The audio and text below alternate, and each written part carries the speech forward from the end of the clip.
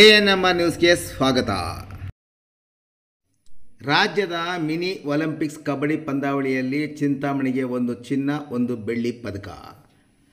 ಬೆಂಗಳೂರಿನ ಕಂಠೀರವ ಕ್ರೀಡಾಂಗಣದಲ್ಲಿ ನವೆಂಬರ್ 22ರಂದು ರಾಜ್ಯ ಮಿನಿ ಒಲಿಂಪಿಕ್ಸ್ನಲ್ಲಿ ಭಾಗವಹಿಸಿದ್ದ ಕ್ರೀಡಾಪಟುಗಳಲ್ಲಿ ಕಬಡ್ಡಿ ಪಂದ್ಯಾವಳಿಯಲ್ಲಿ ಭಾಗವಹಿಸಿ ಚಿನ್ನದ ಪದಕ ಪಡೆದ ಚಿಂತಾಮಣಿ ತಾಲೂಕಿನ ಕೈವಾರ ಗ್ರಾಮದ ಅಜ್ವಾ ಫಿರ್ದೋಸ್ ಮತ್ತು ಬೆಳ್ಳಿ ಪದಕ ಪಡೆದ ತಾಲೂಕಿನ ಕೈವಾರ ಹೋಬಳಿ ಜೋಡಿ ಹೊಸಳ್ಳಿಯ ಗೀತಾರವರನ್ನು ರಾಜ್ಯದ ಉನ್ನತ ಶಿಕ್ಷಣ ಸಚಿವರು ಮತ್ತು ಜಿಲ್ಲಾ ಉಸ್ತುವಾರಿ ಸಚಿವರಾದ ಡಾಕ್ಟರ್ MC ಸುಧಾಕರ್ ಅವರು ITI ನೂತನ ಕಟ್ಟಡ ಪೂಜಾ ಸಮಾರಂಭದಲ್ಲಿ ಈ ಕ್ರೀಡಾಪಟುಗಳನ್ನು ಮತ್ತು ತರಬೇತಿ ನೀಡಿದವರನ್ನು ಅಭಿನಂದಿಸಿದರು.